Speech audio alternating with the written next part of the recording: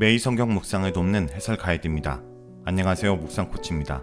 함께 읽고 나눌 말씀은 사사기 8장 22절에서 35절까지 말씀입니다.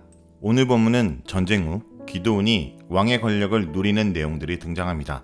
백성들은 기드온에게 왕이 되어달라고 요청합니다. 겉으로는 이 요청을 사양했지만 기드온은 실제로 왕처럼 살았음을 보여줍니다. 백성들로부터 막대한 금을 모아 부귀영화를 누렸으며 금으로 에봇을 만들어 종교적인 건의까지 갖추려고 하였습니다. 특별히 기드온은 에봇을 만들어 자신의 성읍 오브라에 둠으로 이스라엘 백성들이 우상 숭배를 하게 되는 원인을 제공하게 됩니다. 22절에서 28절 읽겠습니다. 그때 이스라엘 사람들이 기드온에게 이르되 당신이 우리를 미디안의 손에서 구원하셨으니 당신과 당신의 아들과 당신의 손자가 우리를 다스리소서 하는지라. 기드온이 그들에게 이르되 내가 너희를 다스리지 아니하겠고 나의 아들도 너희를 다스리지 아니할 것이요 여호와께서 너희를 다스리시리라 하니라. 기드온이 또 그들에게 이르되 내가 너희에게 요청할 일이 있으니 너희는 각기 탈취한 귀고리를 내게 줄지니라 하였으니 이는 그들이 이스마엘 사람들이므로 금 귀고리가 있었음이라. 무리가 대답하되 우리가 즐거이 드리리이다 하고 곶옷을 펴고 각기 탈취한 귀고리를 그 가운데 던지니 기드온이 요청한 금 귀고리의 무게가 금 7,100세겔이요 그 외에 또 초승달 장식물과 폐물과 미디안 왕들이 입었던 자색 의복과 또 그 외에 그들의 낙타목에 둘렀던 사슬이 있었더라. 기드온이 그 금으로 에봇 하나를 만들어 자기 성읍 오브라에 두었더니 온 이스라엘이 그것을 음란하게 위함으로 그것이 기드온과 그의 집에 올무가 되니라.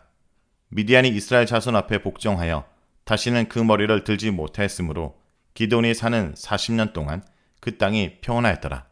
전쟁이 끝나자 백성들은 기드온이 이스라엘을 구원했다고 말합니다.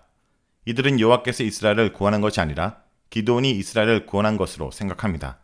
이것은 기드온이 전쟁을 하면서 온전히 하나님께만 영광을 돌리지 않았기 때문에 기드온이 미디안을 물리친 전쟁이 여호와의 전쟁이라고 생각하지 못한 것입니다.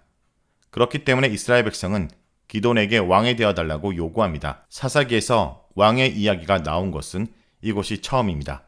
하지만 왕이 되어달라는 백성의 요구에 기드온은 여호와께서 너희를 다스릴 것이다 라는 말로 거절합니다. 다스리다 라는 것은 왕이 통치한다는 의미로 기드온은 분명히 하나님께서 왕이라는 것을 인식하고 말하고 있습니다. 왕이 되어달라는 백성의 요청을 거절한 기드온은 백성들에게 미디안 사람들에게서 전리품으로 얻은 귀고리를 달라고 요청합니다.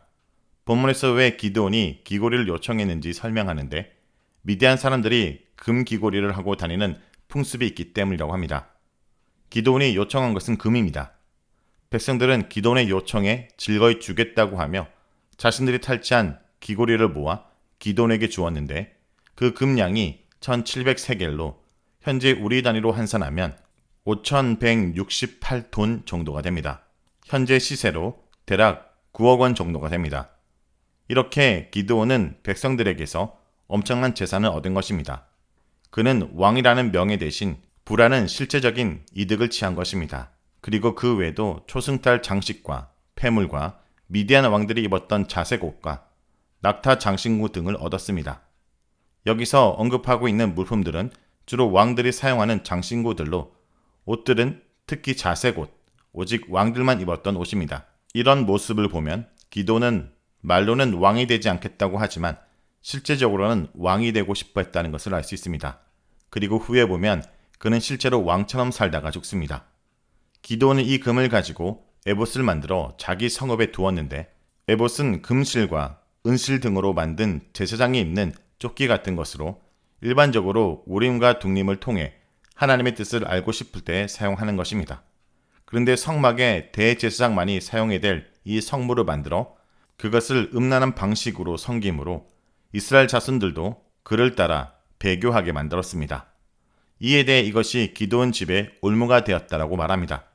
즉 기드온과 그의 집안 사람들이 모두 우상 숭배에 빠지는 범죄를 하게 되었다라는 것입니다. 자신의 아버지 집에 있던 바알과 아사라의 우상을 없애면서 시작한 기드온의 사역은 자신의 집에 우상을 세우고 또 기드온과 이스라엘 자손들이 모두 우상 숭배의 죄를 다시 저지르는 것으로 마치고 있습니다.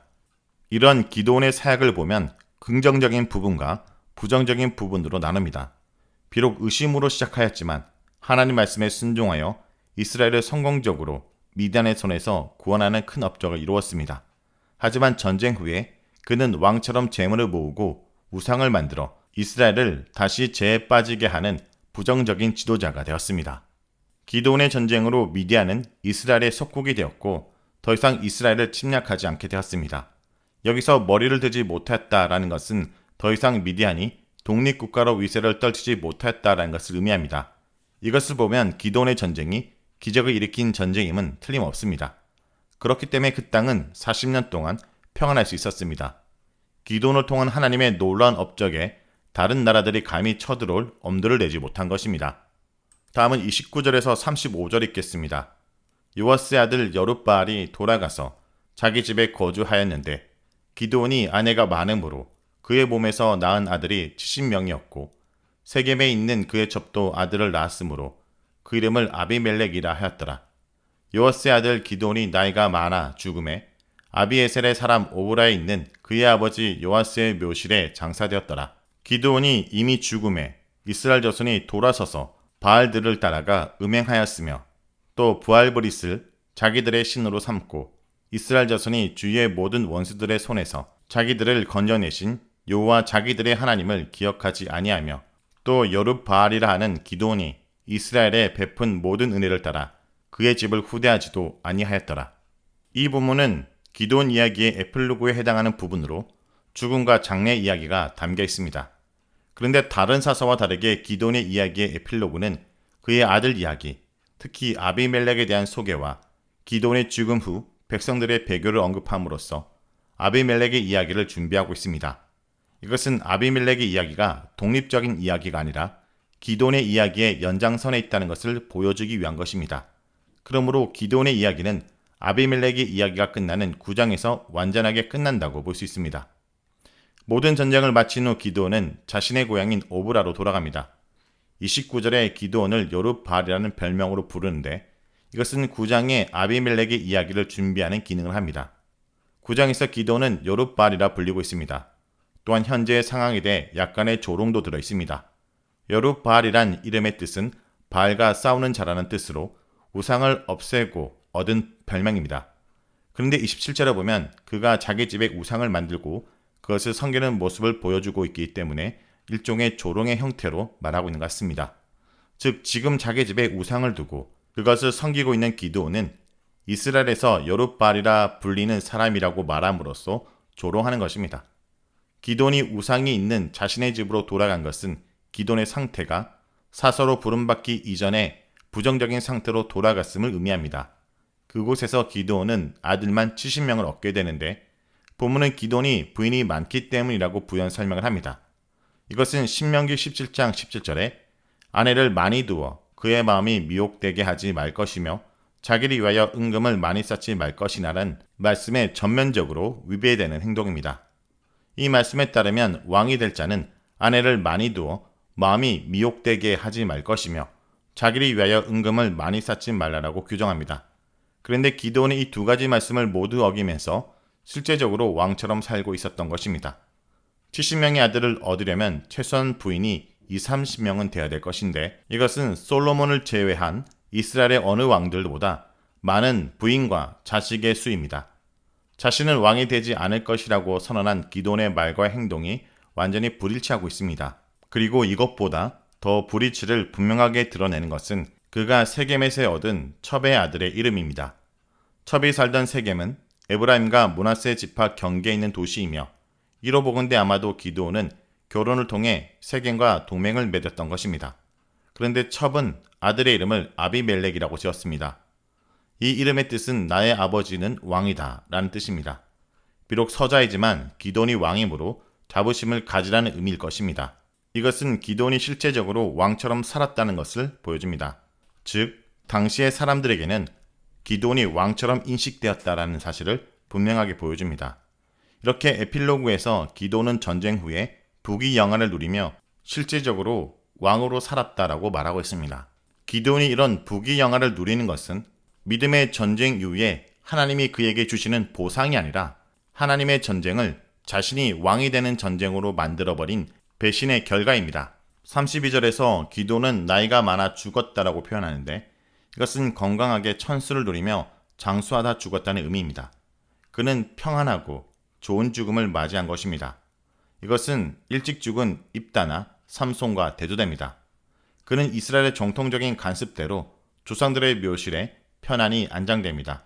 이렇게 조상의 묘에 장사된다는 언급은 기드온부터 시작되며 앞에 사사들인 온니엘과 에훗과 드보라에게서는 언급되지 않습니다. 죽음에 대한 보고도 온니엘만 있을 뿐 에훗과 드보라는 없습니다. 이것을 보면 후대로 갈수록 사사들에게 거창한 장례를 치러주었고 이것은 사사들이 점점 왕같은 지위를 누리게 되었다라는 것을 암시적으로 보여줍니다. 33절에서 35절은 기드온이 죽은 후에 백성들의 배교 내용입니다. 이 단락의 내용은 기드온이 죽은 후의 이야기로 급속하게 배교를 하는 이스라엘의 모습을 볼 수 있습니다. 기드온이 죽은 후에 얼마 지나지 않아 이스라엘 자손들은 바로 여호와에게서 돌아섭니다. 이전 바알 신앙으로 돌아간 것입니다. 그렇기 때문에 그들은 바알을 음란하게 섬기기 시작하였습니다. 이 모습은 기드온 집에 있던 에봇을 음란하게 섬긴 것과 같은데 이것은 이스라엘의 배교가 기드온이 죽은 후 바로 일어날 수 있었던 이유 중에 하나입니다.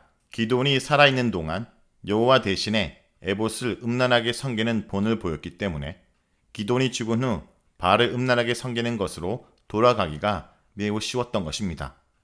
이스라엘이 바알 신앙으로 돌아간 것은 결국 바알과 싸우는 자, 여룹바알인 기드온의 사역이 실패했다는 것을 보여줍니다. 여기에 더하여 부알브릿이라는 신을 자신들의 신으로 세웠습니다. 9장 4절에서 세겜에 부알브릿 신전이 있었다고 언급하고 있는 것을 보면 그들이 신전을 만들고 이를 섬기는 제단과 형상을 만들었음을 알 수 있습니다. 부알브릿은 히브리어로 바알베르트이며 언약의 주인이라는 뜻입니다. 이 신의 이름을 통해 이스라엘의 잘못된 신앙이 더욱 강조됩니다. 왜냐하면 이스라엘의 진정한 언약의 신은 오직 여호와인데 그들은 그들의 언약의 신을 버리고 다른 언약의 신을 따르고 있는 것입니다. 33절에서 35절은 이런 이스라엘 자손에 대한 행동에 대해 평가하고 있습니다. 이스라엘 자손들이 여호와를 기억하지 않았기 때문이라고 말합니다. 여호와는 그들의 하나님으로 그들을 괴롭히던 모든 원수들의 손에서 이스라엘을 구원하신 분입니다. 우리말로 건져내다 라고 번역된 동사 구원하다 라는 의미로 그들을 적들의 손에서 구원하신 분이 바로 여호와이신데 이스라엘 자손들은 그 사실을 잊은 것입니다. 이렇게 이스라엘 자손들이 쉽게 잊은 이유는 지도자였던 기드온 때문입니다. 즉 기드온이 전쟁을 통해 온전히 여호와를 드러내고 백성들이 여호와의 권능을 알게 함으로써 여호와께 돌아오게 해야 하는데 전쟁의 공을 자신에게 돌림으로써 백성들이 자신을 섬기게 하였기 때문입니다. 그러므로 여호와의 전능한 권능을 알지 못하게 된 백성들은 기드온이 죽자 바로 배교하게 된 것입니다. 또한 사람들은 기드온이 죽은 후에 기드온의 공적에 대해 더 이상 감사하지도 않고 그를 잊어버립니다. 이것은 후에 아비멜렉의 이야기의 배경을 제공하는 것으로 인간의 업적은 쉽게 잊힐 수 있다는 것을 잘 보여줍니다. 이것을 보면 여호와의 진정한 종은 하나님께서 하신 일을 온전히 드러내는 자이며 그럴 때 사람들을 하나님의 온전한 백성으로 만들 수 있습니다. 만약 그렇지 않고 자신의 공적을 드러내면 하나님 백성이 아닌 자신의 추종 세력으로 만드는 것에서 그칠 위험성이 있다는 것을 늘 기억해야 합니다. 여기까지가 사사기 8장 22절에서 35절까지 말씀입니다. 오늘 말씀을 통해 우리는 무엇을 묵상하고 적용해야 할까요? 첫째, 주님만이 왕이 되지 않고서는 어디에도 참된 희망은 없습니다. 기드온은 왕위를 사양했지만 왕과 다를 바 없는 호사를 누립니다. 이방 왕들처럼 많은 아내를 두고 많은 자녀를 낳았으며 아들의 이름을 아비멜렉으로 지을 만큼 왕이 되고 싶은 자신의 야망을 숨기지 못합니다. 미디안과의 전쟁에서 큰 공을 세운 그가 하나님의 주권을 드러내는데 철저히 실패합니다. 이 같은 이율배반적인 삶은 그의 선언을 무색하게 만듭니다. 지금 이 시대에도 모두 힘을 숭상하고 부러워하지만 그 힘이 갖는 위험성을 주목하며 경계하는 이들은 드뭅니다. 유능한 지도자나 특정 인물이 모든 사항을 바꿔줄 것이라는 환상을 경계해야 됩니다. 주님만이 왕이 되지 않고서는 어디에도 참된 희망은 없습니다. 둘째, 더 나은 삶의 조건을 구하기 전에 내 삶의 주님을 왕으로 모실 마음의 환경을 마련해야 합니다. 기드온이 죽고 난 후 이스라엘 자손은 숱한 대적들의 손에서 그들을 구원하신 자기 하나님을 잊고 다시 우상들을 섬깁니다. 기드온처럼 그들은 자신들이 하나님을 버린 것은 생각하지 않고 하나님이 자신을 버렸으니 하나님 대신 우상을 선택한 것이라고 스스로 설득하는지도 모릅니다. 그들에게 하나님은 언제든 도움이 안 되면 폐기 처분할 수 있는 우상 중 하나일 뿐입니다. 내게 득이 되어야 하나님을 대접하겠다는 불경가는 생각이 그들에게 있습니다. 그런데 혹시 이것이 우리의 모습은 아닙니까? 이스라엘은 하나님이 왕으로 다스리시는 나라가 아니면 많은 자손과 비옥한 땅, 풍요와 번영이 결코 자신들에게 진정한 안식을 주지 못한다는 것을 알지 못했습니다. 그러므로 우리도 더 나은 삶의 조건을 구하기 전에 내 삶에 주님을 왕으로 모실 마음의 환경을 마련하는 것을 우선순위로 두어야 될 것입니다.